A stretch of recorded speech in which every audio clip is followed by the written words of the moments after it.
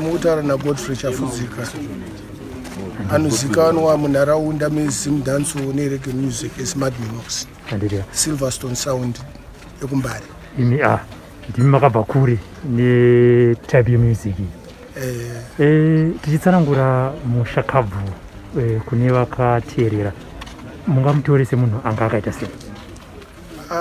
Mushakabvu uyu inini kuziva kwandakaita ndakatanga kutomuziva 2012 panga asina kwekugara achigara kwaChangara ndopandakatanga kumuziva pachiitwa mapasa achienda kuchisport achirekodwa kuchisport ndatazoita pasapasa kwaFantani 2013 ndopandakanyatsokuzomuziva kumuona 2013 ichitoona kuti uyu ndiye anonzi Jah Love wacho musaka wacho asi inini mukoma wake anonzi Spice T tairidza naye kutropicana airidzana bango mukoma wangu anonzi Chiki B.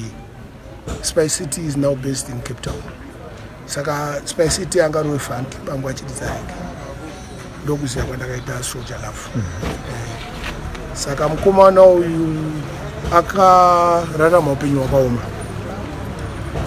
madhaisi aya kana makambonzwa chinonzi chigunduru aingogunduruka pese pese achingorara pese pese watisiye zvaitika kumba kwavo but munhu aichengetedzwawo nevamwe vanhu isi taingoziva kuti munhu akabva kuota force prospect but munongoziva mubare mune kanka one love sokuti akaenda kumajubek akaenda kuguli anorarawo pamabhesi akaenda kugazawo akaenda kwadhivha musoja orarawo pabhesi akaenda kwaFantani orarawo mubhesi maiziva but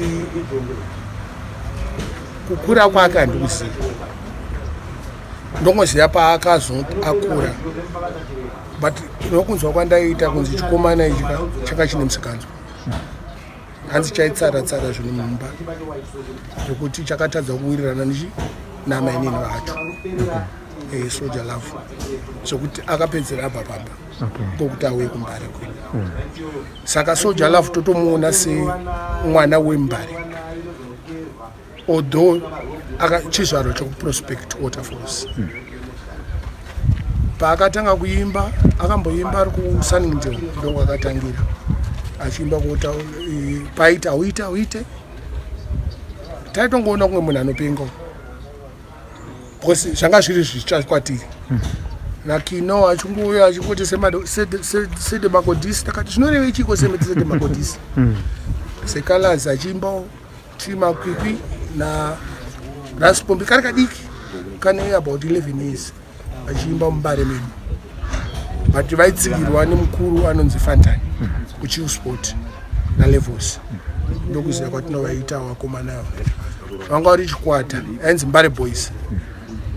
I think it was 2014 or 2015 pakaitwa show yakapromotwa naMama Rose yanzi Ghetto to Ghetto chitungwiza Mbare Glenora dziva rasekwa vakomana vakabuda nemukombe ndopa vakatakashira vakomana inini nandaitawo pasapasa navo muna 2013 itoripo paYouTube kana makaenda makangoti Jah Love pasapasa Fantani chill sport inobuda but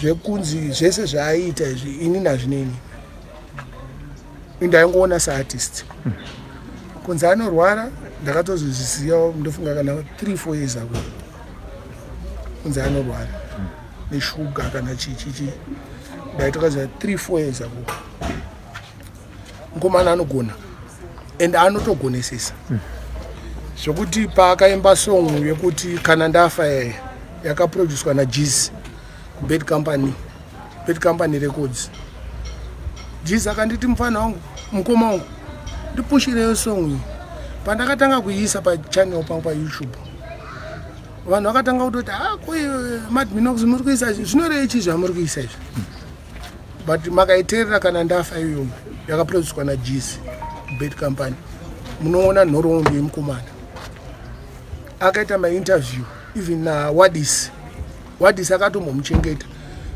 akatombomupidza mugwara achitoti mukomana uchi mandimupidze mugwara. Mukomana achitaura kuti injabikwa segonzo because handina mbereko. Mazvinzwisisa. Mbereko ndo yakaangoshayawo zvake. Saka ndoti patinongochema napo. But kana tiri pavigwe segonzo tisi vanhu vacho. Jah Love anga sina vanhu vakawanda vai munongoziva maartist akaafectwa. No income, no nothing. Mukomana anobatawo mari. Saka akanga akutoinvestawo mari yake muna Jah Love. So uyu akatozooffer kutomanager Jah Love. Akatoinvesta mari yake. But mari haina basa. Upenyu ndione basa. Taraskiwa. Uyu anga amanager waSoldier Love. Nevapana vedu kumaraini anonzi Igwe naiyo Tenemarara. Anogona ngokutaurira ega. Maiziva. But vanhu vazhinji havanyatsoziva karwa rinokaita sawo. Munhu anga neshuga aizvibaya Jackson. Jackson iro rangononoka chete. Atoma 1. Ende munhu aifanira kutofamba nechikafu motikari. But vanhu vazhinji vaingopomera madrugs. Kuti sawo ranorova madrugs. Tokona kuti airova madrugs hatingambomurambira. But madrugs haasiriwo ane necondition yake. Kana makabvunza mhuri yake munhu anozikanwa kunzi airarwara neshuga. Aplaze madrugs kuda ngoipisa munhu anogona. Kuda ngoipisa munhu anogona. Pese panapa makatarisa vanhu vese panapa panasikanwa madrugs panapa. Kana nemiwo futi. Hauna urova kafino here mupenyu wako iwowo. Saka chii ichocho? Idrug yekaJamani. Saka moda kuti saura anorova madrugs saka mi munorova chii? Mapirizi. Munorova mapirizi. Kana muchienda mushopu hani mupharmaceutical mune muchiti munotenga madrugs. Saka sauro pairova madrugs ake zvanga zvinei nemi. Munhu airarama upenyu hwake. Ngatirespecte upenyu hwaSauro nezvaakabuditsa nemusic yaakabuditsa panyika panapa. Ngaarangarirwe nemusic yake. Ndozvekumushatisa izvi zvamuri kuda kutaura zvemadrugs izvi. Patinongonzwa chete vachikotaura nyaya yemadrugs tinomamisana, tinorwisana. Ndikutaura kaJamani.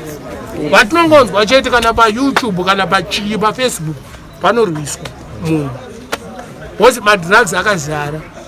Mapurisa achari kupi. Sei vachingoti Sauro. Just because akashaya mbereko. Akataura kudhara kuti ndichavigwa segonzo. Pane makonzo, tiri makonzeresi. Hatidi kuita kuti vanhu vafunge kuti Sauro airova madrugs chete. Madrugs iya angatori kuti ararame. Kana pane munhu asina amai vake vanorova madrugs panapa ngaataure. Kana baba wake kana vachiri vapenyu. Type of the drug yaunenge uchirova nezvainokuita nezvainokusumudza ndinorova madrugs. Iye airova madrugs. But ngatisaipise munhu inyaya yekuti Sauro airova madrugs. Hakuna munhu angasikarovi madrugs. And hakuna mbari yese inorova madrugs. Hakuna kaushaya kana munhu wana asikarovi drugs. Naisa Jamani. Ini semunhu mukuru inini takatanga kuteerera reggae music 1981. Kwaiputwa mbanje chii yanga iri drug yakataurwa kunzi chii nevarungu idrug. Manje haisi drug yakalegalizwa because varungu vakazoona zvine mari. Maise. Saka ngatisaipise zita raSauro nenyaya yekuti afa nemadrugs chichi. Kana kuti Sauro munhu airwara neshuga zvinozikanwa nemunhu wese. Kana makadzokera kumainterviews ake ese ekumashure. And hatidi twese timaprofeti totaura kuti vakaona Sauro achifa ka tiri kukuzivai.